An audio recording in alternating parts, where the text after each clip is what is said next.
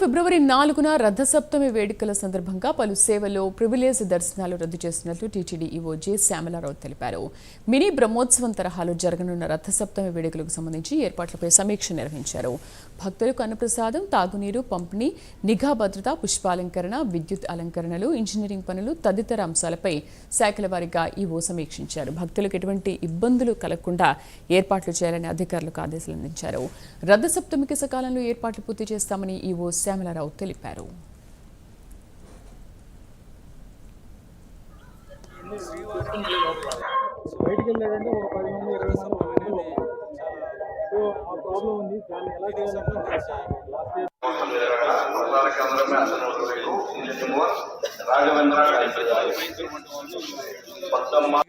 మళ్ళీ ఈ గ్యాలరీ ఖాళీ వాళ్ళకి ధర్మగిరి విద్యార్థులకి ధర్మగిరి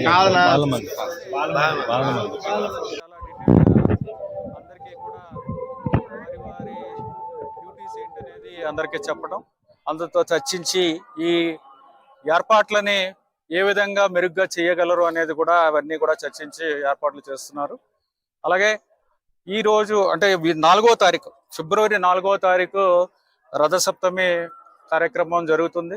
ఆ ఉత్సవంలో సుమారుగా 2 లక్షల మంది వస్తారని అంచనా వేస్తున్నాము.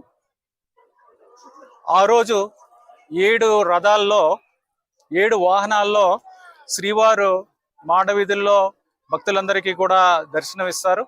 దీనికోసం 2 లక్షల మంది వస్తారని అంచనా వేస్తున్నాం. అలాగే పుష్కరిణిలో కూడా చక్ర స్నానం కార్యక్రమం కూడా ఉంటుంది.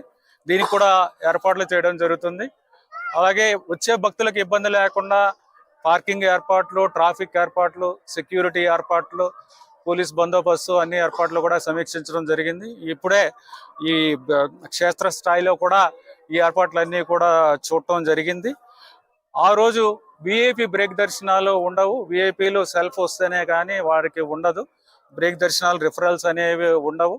ఎస్ఎస్డి టోకెన్స్ కూడా ఆ రోజు ఉండవు. ఆ రోజు ముందు రోజు తర్వాత రోజు కూడా అంటే 3, 4, 5 తారీఖుల్లో ఎస్ఎస్డి టోకెన్ కూడా ఉండవు.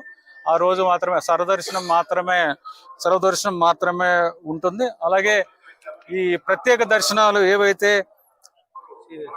దివ్యాంగులకు ఉన్నది, సీనియర్ సిటిజన్స్ కి, పేరెంట్స్ విత్ ఇన్ఫాంట్స్, ఈ ప్రత్యేక దర్శనాలు కూడా ఆ రోజు రద్దు చేయబడతాయి. ఈ రథసప్తమి సంబంధించి పోలీస్ శాఖ తరఫున బందోబస్తు పటిష్టంగా ఏర్పాటు చేస్తాము. సో లాస్ట్ టైం ఉన్న బందోబస్తు కంటే కూడా ఈసారి ఇంకా ఎక్కువ మందిని పోస్ట్ చేసుకొని మెయిన్ గా మనకున్న ప్రధాన ఇదేమంటే ఈ మాడా స్ట్రీట్స్ లో ఉన్న పబ్లిక్ యొక్క క్రౌడ్ మేనేజ్మెంట్ కావచ్చు, తర్వాత గ్యాలరీస్కి వచ్చేటప్పుడు పబ్లిక్ ఇన్ఫ్లో అవుట్ఫ్లో యొక్క మేనేజ్మెంట్ కావచ్చు, అట్లాగే బయట ట్రాఫిక్ సంబంధించిన మేనేజ్మెంట్ కావచ్చు. ఇవి మనకు ముందున్నటువంటి 3 మెయిన్ సబ్జెక్ట్స్. సో దానికి సంబంధించి మనం లాస్ట్ ఇయర్స్ లో ఎక్కడెక్కడైతే కొంత ల్యాప్సెస్ ఉన్నాయి, కొంచెం షార్ట్ ఫాల్స్ అవన్నీ కూడా రెక్టిఫై చేసుకుని ఈసారి పకడ్బందీగా చేసి ఎటువంటి అవాంఛనీయ సంఘటన జరగకుండా విధంగా